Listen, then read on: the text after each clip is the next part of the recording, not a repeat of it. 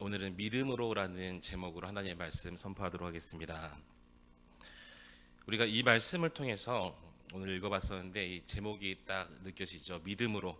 우리의 믿음이 도대체 어떤 상태인지 말씀을 통해서 점검하고 또 믿음이 있는 우리 베들교회 모든 성도님 되시기를 우리 주님의 이름으로 간절히 축원합니다. 오늘 말씀은 예수님께서 이 제자들이 이 풍랑을 만나서 무서워하고 있는 장면을 우리에게 말씀하고 있습니다. 예수님의 제자들이 이 예수님의 명령을 따라서 갈릴리 바다 건너편으로 가고 있는 장면인데, 그것도 예수님을 모신 이 배에 그대로 예수님과 함께 바다를 건너가고 있었습니다. 그런데 큰 광풍이 일어나면서 물결이 배에 부딪혀 들어와서 배에 가득하게 되었다고 성경은 기록하고 있습니다. 제자들은요, 큰 풍랑을 만난 이 상황을 이해하기가 힘들었습니다. 그들은 요나처럼 이 불순종하거나 또 예수님을 피해서 어디로 도망가는 상황이 아니었죠. 오히려 예수님을 모시고 있는 상태였고 또 오히려 예수님 말씀에 순종하고 있었는데 갑자기 풍랑을 만나게 되었다는 것입니다. 그런데 왜 순종하고 예수님과 동행하는 이 길을 또 바닷길을 가고 있을 때 왜 큰 풍랑을 만났을까? 그 답은 40절에 나오는데요. 이 풍랑을 만났을 때 이 제자들은 예수님을 깨우면서 우리가 죽게 된 것을 돌보지 아니하시나이까라고 예수님께 말합니다. 그때 하신 예수님의 말씀은 믿음에 대한 것이었습니다. 우리 40절 다 함께 읽어보도록 하겠습니다. 시작. 이에 제자들에게 이르시되 어찌하여 이렇게 무서워하느냐 너희가 어찌 믿음이 없느냐 하시니. 아멘. 이 제자들이 들었던 책망은 왜 믿음이 없느냐 이 말씀이었습니다. 여기에서 예수님께서 이 큰 풍랑으로 일어나는 상황으로 이 가게 하신 이유가 나오죠. 예수님께서는 분명히 큰 풍랑이 일어날 것을 알고 계셨습니다. 하지만 그럼에도 불구하고 저편으로 건너가자라고 말씀하시면서 그렇다면 이것은 분명한 목적이 있다는 것이죠. 바로 제자들을 믿음의 훈련을 시키고자 하는 예수님의 목적이 있었다는 것입니다. 이 부모들이 자녀를 곱게만 키우지는 않죠. 건강하고 좀 지혜로운 부모라면은 자녀들을 강하고 성숙하게 키우려고 노력을 합니다. 그래서 학교도 보내고요, 또 학원도 보내고 태권도도 보내고 여러 가지 노력들을 부모로서 기울이는데 어느 날 제 아들이 그렇게 이야기를 합니다. 아빠, 태권도 끊으면 안 돼요. 애가 힘들었나 봐요. 그래서 왜? 물어보니까 사범님이 무섭대요. 교범님하고. 그러니까 엄격하게 이 비호 태권도가 아이들을 가르치는 것은 좀 유명해요. 그래도 계속해서 태권도 학원을 계속해서 보냅니다. 집에 오면요, 하라는 공부는 안 하고 맨날 태권도에서 배운 발차기, 물구나무 서기 그 방 안에서 계속하고 있는 거예요. 그런 모습을 보면서 아들이 삐쩍 말랐어도 이 태권도 학원 보내니까 건강하게 잘 자라고 있구나, 이런 마음이 부모로서 들었습니다. 아들이 힘들어하지만 태권도 학원을 계속해서 보내는 이유 여러 가지 있겠지만 끈기 있는 아이, 또 건강하게 자라는 이 마음이 담겨 있다는 것입니다. 또한 우리가 학교나 학원에 보낸 이유도 공부하라는 것이죠. 전형적인 지식 위주의 교육을 받게 하기 위해서 우리가 학교에 보냅니다. 하지만 오늘 이 큰 풍랑을 만난 사건은 지식적인 교육이 아니라 예수님의 교육은 믿음 위주의 교육이었다는 것입니다. 예수님께서는 제자들의 믿음을 키우고자 하셨기 때문에 이미 벌써 제자들의 마음 상태, 믿음의 상태를 알고 계신 거였어요. 그래서 큰 풍랑이 있는 상황으로 제자들을 이끄시고 그 상황 속에서 예수님께서 주목하면서 보시는 것이 바로 제자들의 믿음이었다는 것입니다. 그렇다면 왜 예수님은 제자들의 믿음을 키우려고 하셨을까? 따라하십시다. 믿음의 신앙생활의 출발과 기초는 죄송합니다. 믿음은 신앙생활의 출발과 기초입니다. 어떤 일을 하던 간에 무엇이든지 기초가 가장 중요하죠.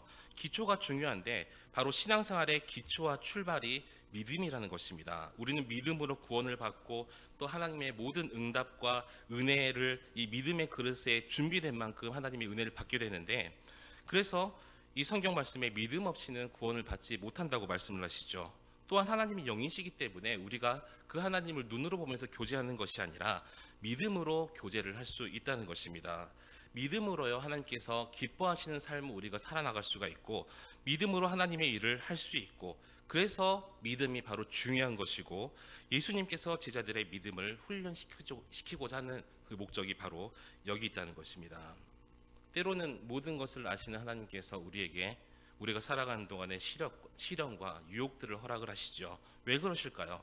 그것도 역시 하나님도 우리의 믿음을 훈련시키고 우리의 믿음을 크게 하셔서 어떻게든 복 주시려고, 어떻게든 은혜 주시려고 우리에게 시련과 유혹을 허락한다는 것입니다. 군대에 있을 때 2년 군 생활을 했었는데 1년에 한 번씩 유격 훈련을 합니다. 40km 군장을 메고요. 또 유격장까지 걸어가야 돼요. 정말 힘든 길이죠. 유격장에 도착을 하면 약 4박 5일 동안 그 힘든 유격 훈련을 합니다. 그래서 유격 일주일 전부터 긴장을 하기 시작해요. 다치면 안 된다, 힘들 텐데 정말 힘듦을 알고 있기 때문에 그래서 이 땡볕에 저처럼 건장한 사람들도 실제 유격 훈련을 받다가 기절하는 사람도 있습니다. 사실 제가 이등병 때 한번 기절했었어요. 너무 덥고 먼지가 막 이러니까 숨을 못 쉬겠더라고요. 그래서 기절 한 적이 있었는데 그런데 대한민국의 대부분의 군필자들은요. 전역을 할 때 어떤 일이든 해낼 수 있다는 이 자신감을 가지고 나와요. 왜냐하면 그 힘든 유격 훈련도 이겨냈고요. 또 그 힘든 행군도 이겨냈고 또 나를 괴롭히는 고참과의 관계도 이겨냈고 또 눈물 콧물 다 나오는 화생방 훈련도 이겨낸 사람들이 바로 우리 대한민국 군인들이라는 것입니다. 전역자들이죠. 그렇게 군인들이 훈련을 통과하면서 강인해지듯이 우리는 시련과 유혹을 통과하면서 우리의 믿음의 그릇이 점점 강해지고 정결해지고 커진다는 것입니다. 그래서 큰 광풍 속에서 예수님께서 제자들의 믿음을 주목하여 보신 것처럼 시련과 유혹 속에서 하나님께서 우리의 믿음을 주목하여 보심을 우리가 분명히 기억해야 될 줄 믿습니다. 오늘 말씀에서 제자들은 예수님의 칭찬을 듣지 못했습니다. 오히려 어찌하여 이렇게 무서워하느냐, 너희가 어찌 믿음이 없느냐, 이런 책망을 받게 되는 모습을 볼 수가 있는데 이 제자들의 문제는 믿음 없음의 문제 혹은 작은 믿음의 문제였다는 것입니다. 예수님께서 제자들이 믿음 있는 자 그리고 큰 믿음 있는 자가 되기를 원하시기 때문에 그 풍랑의 길을 이 시험을 허락하셨는데 우리를 향해서도 마찬가지라는 거예요. 예수님께서 우리가 믿음 있는 자, 바로 큰 믿음 있는 자가 되기를 오늘 본문 말씀을 통해서 우리에게 원하고 계신다는 것입니다. 물론 평상시에 혹은 또 예배 드릴 때 다 믿음이 있는 것처럼 보이죠. 정말 대단한 것 같아요. 수요일 밤 이렇게 힘든데 이 자리에 나오셔서 주여 한번 돌아보세요. 정말 믿음 있어 보이죠. 믿음의 권사님, 집사님, 우리 장로님들. 그런데 하지만 믿음의 유무 또 크기와 우리도 제자들처럼 이 크기라는 것이 제자들처럼 풍랑을 겪을 때 바로 드러나게 돼 있다는 것입니다. 그렇다면 우리가 믿음 있게 하려면 어떻게 해야 될까? 오늘 말씀을 통해서 우리 자신의 믿음을 살피고 또 믿음 없는 사람이 아니라 믿음 있는 사람, 큰 믿음의 사람이 되는 저와 여러분이 되시기를 우리 주님의 이름으로 간절히 축원합니다. 오늘 첫 번째로 먼저 믿음이 있으면 무서워하지 않습니다. 큰 광풍이 일고 물결이 배에 들이닥칠 때 예수님의 반응과 이 제자들의 반응은 너무나도 달랐었습니다. 예수님은 배 뒤편에서 주무시고 계셨죠. 물론 피곤하셔서 그럴 수도 있지만 너무나 평온한 모습이었습니다. 하지만 제자들은 그렇지 못한 모습을 보이고 있는데 오히려 제자들 중에는 어부 출신도 많았지만 바다에 익숙하다는 거죠. 큰 이 풍랑을 한 번쯤은 다 만나봤던 사람들이었어요. 그런데 많이 당황하고 무서워하면서 부정적으로 이야기를 합니다. 어떻게 하겠냐면 선생님이여 우리가 죽게 된 것을 돌보지 아니하시나이까? 거의 따지고 드는 거죠. 불평하듯이 이야기를 합니다. 그에 대해서 예수님께서는 어찌하여 무서워하느냐, 어찌 믿음이 없느냐라고 말씀을 하십니다.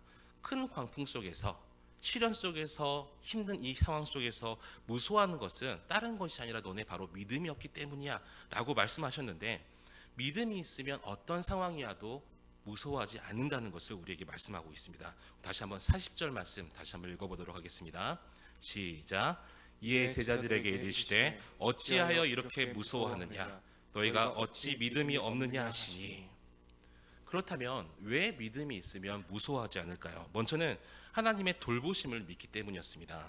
마태복음 10장을 보시면 예수님께서 제자들을 전도 파송하시면서 두려워할 대상과 두려워하지 말아야 할 대상을 말씀하고 계시는데 두려워할 대상은 뭐냐면요. 몸과 영혼을 능히 지옥으로 보낼 수 있는 하나님을 두려워하라는 것이고요. 또 그렇지 않고 두려워하지 말아야 될 대상은 몸은 죽여도 영혼은 죽일 수 없는 사람들이라는 것입니다. 사람들은 몸은 죽일 수 있지만 영을 죽이진 못하죠. 하지만 사람은 몸만 있는 것이 아니라 영혼까지도 있는데 사람을 죽일 수 없기 때문에, 하지만 영혼까지 죽일 수 있는, 영혼을 다스리시는 하나님을 두려워한다고 말하면서 이 10장 이후에 예를 들어서 말씀하신 것이 바로 참새의 비유입니다. 참새도 하나님께서 허락하지 않으시면 땅에 떨어지지 않는다라고 말씀하시죠. 그런데 우리가 얼마나 하나님께 귀한지 머리털까지 세신 바 되었다라고 또한 말씀하고 계신다는 것입니다. 그래서 하나님의 사랑과 주권과 돌보심을 믿는 하나님의 사람들은요, 두려워하거나 무서워하지 않는다는 거예요. 비록 사람이 자기의 목숨을 취할 수 있을지언정 영혼까지 취할 수 없음을 알고 있기 때문이었습니다. 이 제자들이 풍랑 속에서 풍랑만 바라보니까 사랑으로 돌보시는 주권자 되신 하나님을 바라보지 못하고 있습니다. 풍랑만 보이는 거예요. 당장이라도 내가 죽을 것 같아요. 하지만 사랑으로 돌보시는 주권자 하나님을 바라볼 때 결국 무서움이 없어지고 그 순간에 자유함을 얻게 된다는 것입니다. 그렇기 때문에 우리가 어떤 상황 속에서도 늘 하나님을 바라봐야 되는 이유가 여기 있다는 것이죠. 전도의 현장 속에서도, 그리고 풍랑 속에서도 모든 것을 주관하시고 우리의 머리털까지도 세시는 하나님 아버지를 바라보고 믿음으로 무서워하지 않는 자가 되는 저와 여러분이 되시기를 우리 주님의 이름으로 간절히 소망합니다. 저희 어린이부 선생님들이 정말 열심히 전도하세요. 우리 청소년부 선생님들 마찬가지지만 얼마나 열심히 전도를 하시냐면요, 교회에 나오지 않은 친구들이 굉장히 많았어요. 저 오기 전부터 나오지 않은 애들이었었는데 그냥 무작정 찾아가서 부모님과 인사를 해요. 아이들도 만나고요. 또 이 절기나 또 크리스마스나 이럴 때 되면 선물 들고 찾아가서, 생일 때 선물 들고 찾아가서 부모님을 그렇게 만나면서 생일도 다 챙겨주고, 또 하나님의 때가 되면 언젠가 나오겠지, 이러한 마음으로 또 그 귀한 한 생명 살려보려고 정말 열심히 전도를 하십니다. 하나님께서 주신 사명이기 때문에 거의 매주 찾아가죠. 얼마나 그 선생님의 이 찾아감이 귀찮았으면 내가 알아서 보낼게요. 코로나 심하잖아요.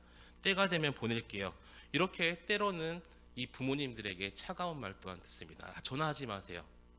한 번씩 다 들어보셨죠? 그런 말들. 얼마나 힘 빠지고 그 상황 속에서 다시 한번 전화한다는 것이 얼마나 때로는 두려운 마음이 있겠습니까? 그런데요, 믿음이 있으니까 하나님께서 저 아이를 사랑하시는구나, 하나님께서 그래서 나를 이곳에 보내셨구나, 믿음의 마음을 품으니까 계속 전화하시고 챙기시고 하는 모습을 우리가 볼 수가 있습니다. 믿음을 가지고 하니까, 우리 저번 주에 어린이부가 친구 초청 주의를 했어요. 저도 예전에 저 사역하기 전부터 안 나왔던 애들이 한 4명 정도 됐던 것 같은데 그 아이들이 전부 다 나왔을까요? 안 나왔을까요? 한 명도 빠짐없이 다 나오는 귀한 하나님의 열매들을 우리가 볼 수가 있었습니다. 이렇게 믿음을 가지고 나아가면 그 어떤 일이든지 두려움이 사라지고 담대하게 나아가는 모습을 우리가 볼 수가 있다는 것입니다. 또한 믿음이 있으면 무서워하지 않는 이유가 뭐냐면, 믿음이라는 것은요, 자신을 하나님께 맡기는 것입니다. 그렇기 때문에 내가 하나님께 내 자신을 맡기고 하나님께서 전적으로 나를 이끌어 주세요, 인도해 주세요, 이런 마음이라는 것인데, 믿음 생활은 결혼 생활과 좀 비슷한 것 같아요. 남녀가 서로 만나서 서로 알아가면서 사랑하게 되고, 자신의 인생을 남편에게 걸죠. 또 남편은 자신의 인생을 아내에게 겁니다. 자기의 인생을 헌신하면서 결단하면서 둘이 결혼하는 것, 이것이 우리가 남녀 간의 결혼이라고 이야기하는데, 믿음도 마찬가지라는 것입니다. 믿음은요, 하나님을 알아가는 것이고 하나님을 사랑하는 것 동시에 하나님께 나의 인생을 전적으로 헌신하고 맡기는 것을 이야기하고 있다는 것입니다. 이러한 헌신과 맡김을 통해서 결국은 순종이 되게 되죠. 그래서 하나님께 순종하지 아니하고 하나님께 헌신하지 아니하거나 내 자신을 하나님께 전적으로 맡기지 않는다면 사실은 믿음이 없거나 작은 믿음에 그친다는 것입니다. 한 고개사가 있었습니다. 이 고개사는 나이아가라 폭포의 양쪽을 이 줄로 이어가지고 외발 자전거로 왔다 갔다 하는 그런 고개사였어요. 고개사가 이 자전거를 타고 왔다 갔다 하는 모습을 보고 사람들이 와, 정말 잘한다, 탄성을 지르고 박수를 치기 시작합니다. 그때 고개사가 사람들에게 물어봤어요. 여러분, 제가 또다시 이주를 타고 이쪽에서 저쪽으로 갈 수 있다는 것을 믿습니까? 하니까 사람들이 뭐라고 했겠어요? 당연히 봤으니까 또 믿겠죠. 아, 역시 할 수 있어요. 충분히 할 수 있을 것 같습니다. 그래서 관중들이 믿는다고 소리를 외칩니다. 그러자 고개사가 그럼 나와 함께 자전거를 타고 폭포를 건널 사람은 손들어 주세요 라고 하니까 아무도 손들지 않았대요. 이와 같은 것이 바로 믿음이라는 거예요. 전적으로 고개사에게 맡길 수 없다는 것이죠. 그러나 우리는 하나님을 믿는다면 전적으로 어떤 상황, 전적으로 나이아가라 폭포 그 상황에 있어도 하나님이시라면 우리가 우리 인생을 맡겨야 된다는 것입니다. 그런데 많은 사람들이요, 돈과 명예, 성공과 쾌락에 자신을 맡깁니다. 눈에 보이는 것만 맹신을 해요. 오죽했으면 전에 섬기던 교회 권사님이 홍기가 가득 찬 자기 딸에게 이런 말을 합니다. 말투는 흉내를 잘 못 내겠는데 돈이 있으면 없는 사랑도 생기고 이렇게 말씀을 하는 거예요. 결혼하려고 하는 딸에게. 그럼 뭐예요? 사랑보다 뭐가 중요해요? 돈이 중요하다는 거죠. 어떻게 어머니의 입에서 사랑보다 돈이 중요하다. 너 결혼 잘해야 된다. 돈 많은 사람에게 시집 가라. 이런 말이 나올 수 있을까요? 바로 돈에 눈이 멀어있기 때문입니다. 보는 것이 돈밖에 없어요. 돈에 대한 믿음이 굉장히 강하신 분이죠. 사실 말을 안 해서 그렇지 돈에 대한 맹신은 오늘날 많은 성도들에게도 똑같이 적용되고 있다는 것입니다. 믿는다고 말하지만 주님께 헌신하거나 자기의 인생을 맡기기는 쉽지 않다는 거예요. 그래서 이 성경은 이런 믿음을 가지고 참된 믿음이 아니다라고 우리에게 말씀하고 있습니다. 남녀가 서로를 알고 살아가면서 자신의 인생을 맡기고 헌신하듯이 참된 믿음이라는 것은요, 하나님을 알고 하나님을 사랑하고 자신의 인생을 하나님께 온전히 맡기고 헌신하는 것. 그래서 믿음 생활에는 헌신과 순종이 있는 것이고 믿고 맡기면 바로 두려움, 무서움이 사라진다는 것입니다. 오늘 말씀에 나온 예수님이 그러하셨죠. 풍랑이 위험하다는 것은요, 예수님이 더 잘 알고 계십니다. 하지만 예수님께서는요, 선하신 그 하나님께 모든 것을 맡겼어요. 생명도 맡기고요, 미래도 맡기고 모든 것을 맡기셨기 때문에 그 풍랑 속에서도 평온하게 잠을 주무실 수 있었다는 것입니다. 그런데 이 제자들은 선하신 하나님께 나의 자신을 맡기는 것보다도, 그 상황을 맡기는 것보다도 오히려 자신이 뭔가를 하려고 했어요. 그렇기 때문에 무서워했고 불안에 떠는 모습을 우리가 보면서 믿음은 하나님께 맡기는 것이기 때문에 전적으로 하나님께 우리를 맡길 때 두려움이 사라진다는 우리 성경의 교훈을 오늘 우리가 볼 수가 있습니다. 또한 믿음이 있으면 무서워하지 않는 것은요, 믿음은 바로 연합이라는 것입니다. 예수님을 믿는다는 것은 예수님을 의지한다는 이 의미도 가지고 있지만 예수님과 연합된다라는 의미도 역시 포함되어 있습니다. 우리가 세례식을 하죠. 근데 이 세례의 의미가 무엇이냐면 나는 예수님의 제자야, 예수님을 믿는 사람이야, 예수님을 영접했어, 이렇게 공개적으로 표현하는 것인데, 그런데 저희는 세례식 할 때 물로 이렇게 세례를 주잖아요. 원래는 물 속에 완전히 잠겼다가 나오는 것을 예전에는 세례라고 이야기를 했었습니다. 이것은 예수님과 함께 죄에 대해서 죽고 또 예수님의 부활 생명으로 다시 사는 것을 의미하고 있는데, 믿음의 공개적인 표현 이 세례는 예수님과 연합되는 것을 이야기하고 있습니다.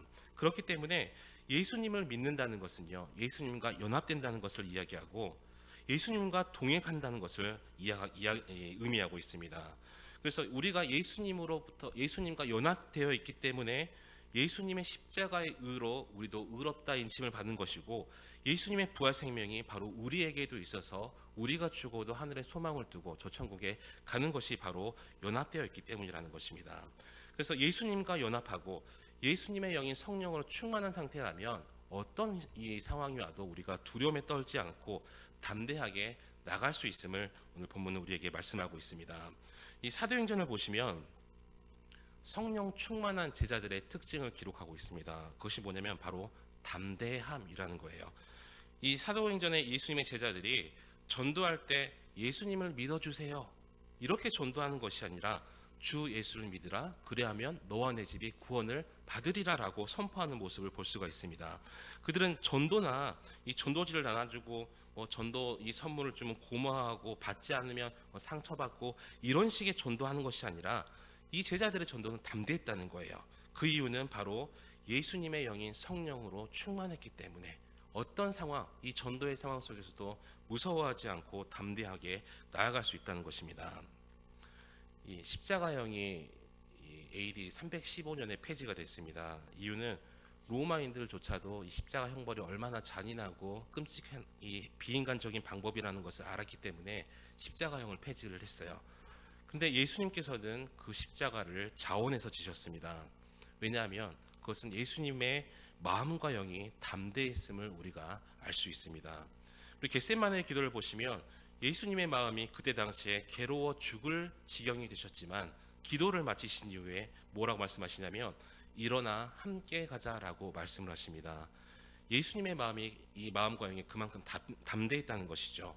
믿음을 통해서 예수님과 연합하고 예수님의 영인 성령으로 충만할 때 우리도 예수님처럼 담대하게 되고 어떤 상황 속에서 무서워하지 않게 됨을 우리에게 말씀하고 있습니다. 그것은 믿음 있는 자의 특징이라는 것이죠. 사도행전 제자들처럼 믿음이 있으니까 성령 충만하니까 담대해질 수 있다는 것입니다. 그래서 오늘 말씀을 통해서 예수님과 동행하고 연합함으로써 담대할 수 있는 저와 여러분이 되시기를 우리 주님의 이름으로 간절히 소망합니다. 두 번째로 믿음이 있으면 기도하게 되어 있습니다. 큰 광풍 속에서 이 제자들은 불평과 엉망으로 예수님을 깨우면서 우리가 죽게 된 것을 돌보시지 아니하냐고 이야기를 합니다. 하지만 예수님께서는요 바람과 이 풍랑을 꾸짖으시면서 명령 기도를 하십니다. 우리 39절 말씀 함께 읽도록 하겠습니다. 시작.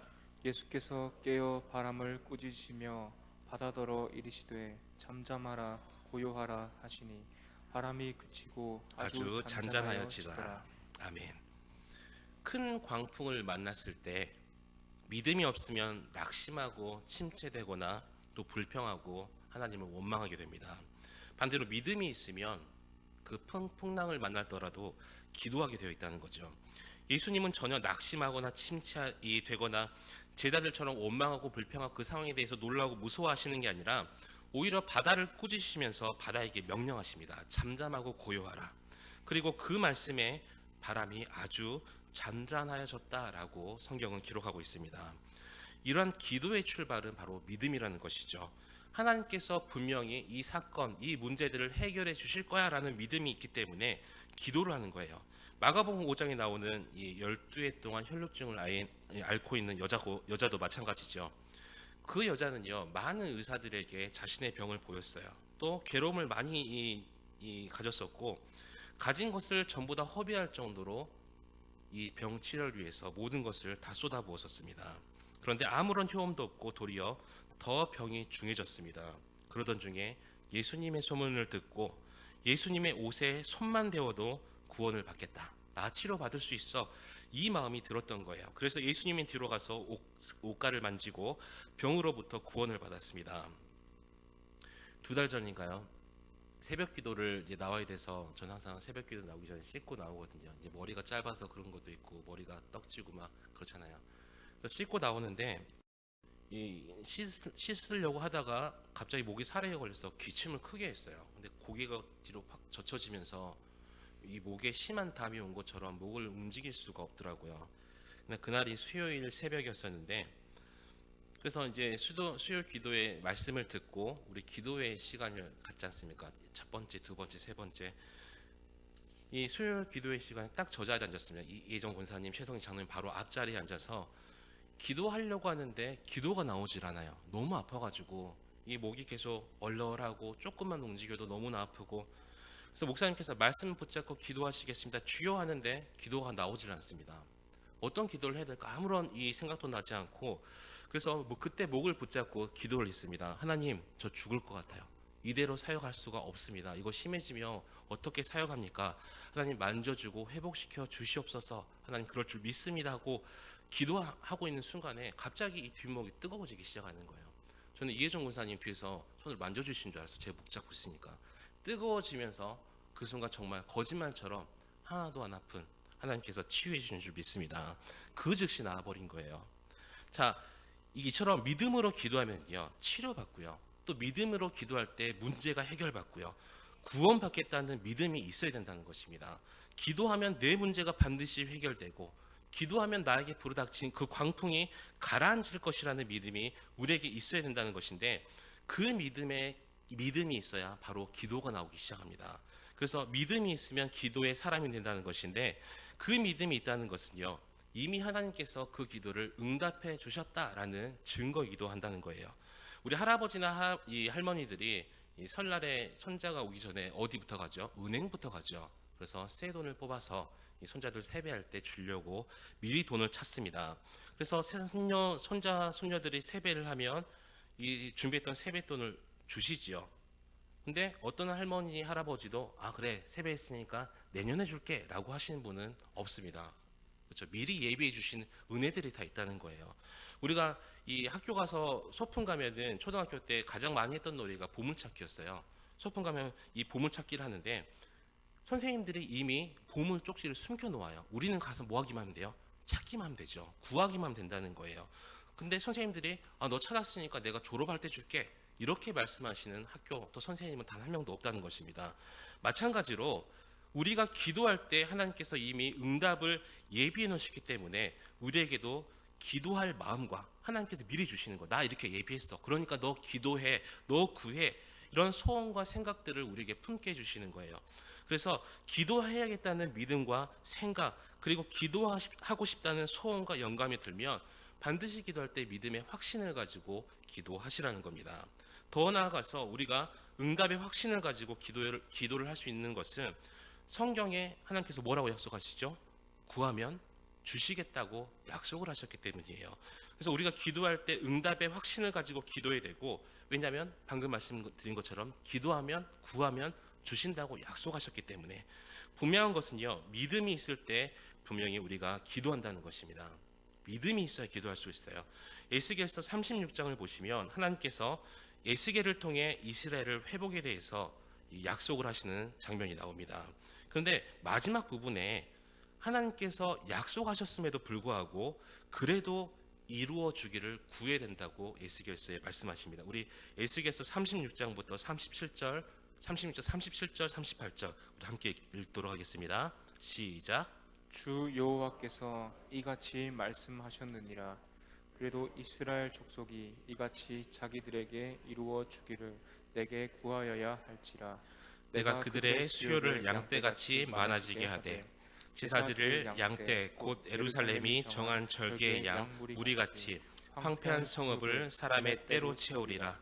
그리한즉 그들이 나 여호와인 줄 알리라 하셨느니라. 아멘. 왜 기도하지 않는 상태에서 회복과 부흥과 응답을 주시면 왜 이렇게 기도하게 하시냐면, 그냥 기도하지 아니하고 회복과 응답을 주시면 이 사람들이 인식할 때 하나님께서 주신 줄 모르고 이건 자연스럽게 내가 내 행위로 그냥 자연스럽게 이렇게 이루어졌구나라고 사람들이 생각하기 때문에 하나님께서 기도하라고 하신다는 것입니다. 그래서 기도하게 하신 후에 응답과 회복과 부흥을 주신다는 것인데, 그래서 우리가 주실 하나님의 은혜를 믿으면서 기도를 합니다. 믿음으로 기도하고 또 응답을 통해서 하나님께서 미리 예비하신 풍성함을 누릴 수 있는 저와 여러분이 되시기를 우리 주님의 이름으로 간절히 축원합니다. 마지막 세 번째로, 믿음이 있으면 바뀌게 됩니다. 이 제자들은 처음에는 큰 광풍을 무서워하는 사람들이었습니다. 두려움에 떨고 있는 겁쟁이들이었죠. 또한 죽기를 무서워하는 사람들이었고요. 하지만 예수님의 기도를 통해서 바람이 그치고 풍랑이 잔잔해지자 이제는 두려움의 대상이 바뀌어 버렸어요. 누가 두려워졌죠? 예수님이 두려움의 대상이 됐죠.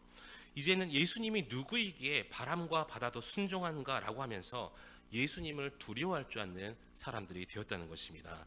우리 41절 말씀 함께 읽도록 하겠습니다. 그들이 심히 두려워하여 서로 말하되 그가 누구이기에 바람과 바다도 순종하게 하는가 하였더라. 믿음이 없을 때는요, 사람을 두려워하여 사람이 종이 되었는데, 믿음이 생기게 되면요, 하나님을 두려워하는 지혜자가 되었다는 것입니다. 그래서 잠언 1장 7절에 보시면 여호와를 경외하는 것이 지식의 근본이라고 말씀을 합니다. 하나님을 두려워하는 자가, 경외하는 자가 지혜자라는 것이죠. 곧 하나님을 두려워하고 경외하는 자가 믿음 있는 자라는 것입니다. 그래서 신명기 14장 23절 말씀해 보시면 내 하나님 여호와 앞 곧 여호와께서 그의 이름을 두시려고 택하신 곳에서 내 곡식과 포도주와 기름의 11조를 먹으며 또 내 소와 양의 처음 난 것을 먹고 내 하나님 여호와 경외하기를 항상 배울 것이라. 또 17장 19절에 보시면 내 평생에 자기 옆에 두고 읽어 그의 하나님 여호와를 경외하기를 배우며 이 율법의 모든 말과 이 규례를 지켜 행할 것이다 라고 우리에게 말씀을 하고 있습니다. 하나님을 두려워할 줄 아는 것이 바로 믿음이 생긴 증거라는 것이죠. 항상 하나님을 사랑의 하나님으로 인식하는 것이 아니라 전능하신 하나님, 또 우리를 심판하실 하나님, 두려워할 줄 아는 우리가 믿음이 있어야 된다는 것입니다. 이전에는 사람들이 무섭고요, 사람들의 시선이 의식되고요, 사람들이 중심이 되었었는데 믿음이 생기면 두려움의 대상이 사람에서부터 하나님으로 바뀌게 된다는 것입니다. 또 우리의 우선순위나 우리의 초점이 사람에서 하나님으로 옮겨가게 되는 것이죠. 그래서 믿음이 있기 전에는 우선순위가 사람이거나 자신의 관심사, 자신의 이 목적이었었는데 믿음이 생기면서 하나님의 뜻이 우선순위가 되고요, 나의 생각과 나의 초점도 자기 중심적인 생각에서 믿음이 생기면 하나님 중심적인 생각으로 바뀌게 된다는 것입니다. 그래서 믿음이 있으면 바뀌게 되고 변화되게 된다는 것이죠. 예전에 목사님께서 제주도 사건 한번 말씀하셨죠. 사실 그때 제가 아마 전도사 초기 2015년 여름이었었는데 목사님이 정말 저를 생각해서 많이 미화를 하셔서 그렇지 제가 창문을 내리고 눈빛만 쐈겠습니까? 입에서는 무슨 말이 나왔겠죠. 쌍시옷 뭐 비슷하게 하면서 정말 그때는 저희 어머님 표현으로 빌자면 너는 전도사가 아니다 뭐 이런 표현까지 쓰셨기 때문에. 그런데요, 하나님을 믿고 하나님의 말씀을 묵상하고 계속 믿음 생활하니까 사람이 변하게 됩니다. 지금은 창문도 안 내려요. 상대방이 먼저 잘못했어도 그냥 제가 죄송합니다 하고 그냥 넘어가요. 이렇게 사람은요, 하나님 말씀에 계속 쌓여 있고 하나님을 이 믿음이 깊어지는 순간부터 자기 자신이 계속해서 변화되는 것을 스스로가 느낄 수 있다는 것입니다. 우리 누가복음 19장에 나온 삭개오가 그랬죠. 이 삭개오라는 사람은요, 돈을 좋아했던 사람이었어요. 돈 중심으로 살아가는 여리고성의 세리장이었습니다. 그래서 이 당시 세리는 동족들에게 매국노, 죄인이라는 낙인을 찍혀서 사실 제대로 사회생활도 잘 못하는 그런 위치였습니다. 그럼에도 불구하고 삭개오는 얼마나 물질이 좋았던지 예루살렘 다음으로 큰 성인 여리고성의 세리장까지 되었어요. 하지만 예수님을 만나고 난 뒤에 이 삭개오의 삶이 변화가 됩니다. 믿음이 생긴 증거, 구원이 임한 증거가 바로 변화된 삶이라는 거예요. 그래서 내 원래 성격 그래, 나 원래 내 인격 그래, 내가 원래 불같은 사람이야, 이런 사람일지라도 나 원래 돈 좋아하는 사람이고 성공 좋아하는 사람이야 라고 할지라도 예수님을 깊게 믿기 시작하면 바로 우리 삶이 변화되고 예수님처럼 성화된다는 사실이라는 것입니다. 믿음이 생긴 증거, 바로 구원이 임한 증거는 변화된 삶인데, 이 광풍을 두려워하던 삶에서 예수님을 두려워한 삶으로 바뀌는 제자들의 모습들, 사람을 의식하던 삶에서 하나님을 의식하는 삶으로 변화되는 모습들, 자기 중심적인 삶에서 하나님 중심으로 변화되는 우리의 삶의 모습들, 또 세상과 육신 중심적인 삶에서 이제는 땅의 것을 바라보는 것이 아니라 위의 것, 하늘의 것을 바라보는 삶으로 우리가 변화될 줄 믿습니다. 그래서 우리 삶에 이런 변화들이 없다면 우리의 믿음을 반드시 점검해 봐야 된다는 것이죠. 왜냐하면 믿음은 우리를 반드시 새롭게 변화시키기 때문입니다. 그래서 고린도후서 4장 16절에 보면 그러므로 우리가 낙심하지 아니하노니 우리의 겉사람은 낡아지나 우리의 속사람은 날로 새로워지도다 라고 우리에게 말씀하고 있습니다. 날로 새로워지는 것, 날로 더 좋게 변화되는 것, 이것이 바로 믿음 있는 그리스도인의 삶이라는 것입니다. 그리스도인들은요, 어떤 상황이어도요, 저도 한숨은 쉬긴 쉬지만 어떤 상황에서도 낙심하는 말, 불만하는 말, 절망하는 말을 해서는 안 된다는 거예요. 왜냐하면 우리에게는요, 지금 당장은 절망적인 상황이 있지만 가장 좋은 것이 아직 우리에게 임하지도 않았어요. 가장 좋은 것은 천국이겠죠. 우리에게 가장 큰 소망이 아직 이루어지지 않았습니다. 우리는 날마다 예수님과 함께 그 천국을 바라보고 그 가장 좋은 것을 바라보고 우리가 변화되고 성장하고 새로워지다가 마지막에는 어디 살죠? 가장 좋은 그곳, 가장 좋은 나의 사랑하는 예수님이 하나님께서 계시는 그곳 천국에서 영원히 살 수 있다는 것입니다.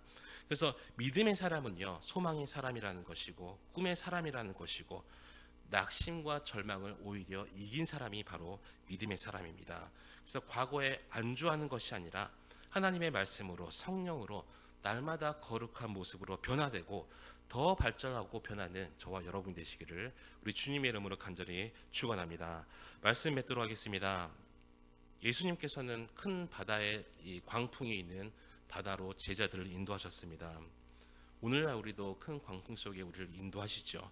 그것은 그들의 믿음, 우리들의 믿음을 보기 위함이셨고 또 이 제자들로 하여금 자신들의 믿음을 스스로 돌아보게 하시기 위함이었습니다. 그리고 믿음을 연단하기 위한 수단이셨습니다. 그렇다면 우리에게 허락된 광풍은 과연 무엇일까요? 떠오르는 것들 많죠. 자녀가 될 수도 있고요. 직장이 될 수도 있고 물질이 될 수도 있고 건강이 될 수도 있어요. 그곳에서 예수님께서 원하시는 건 단 한 가지라는 거예요. 믿음을 가지고 큰 믿음을 가지는 것, 또 나의 믿음이 강해지는 것, 나의 믿음이 정결해지는 그 큰 그릇을 만드는 것이 바로 예수님의 목적이라는 것입니다. 믿음이 있으면요, 무서워하지도 않고 기도하게 되고 믿음으로 사람이 바뀌게 됩니다. 이러한 은혜가 날마다 우리에게서 있어서 어떤 광풍도 이기고 또 예수님께 이 책망받는 것이 아니라 칭찬받고 쓰임받는 저와 여러분이 되시기를 우리 주님의 이름으로 간절히 축원합니다.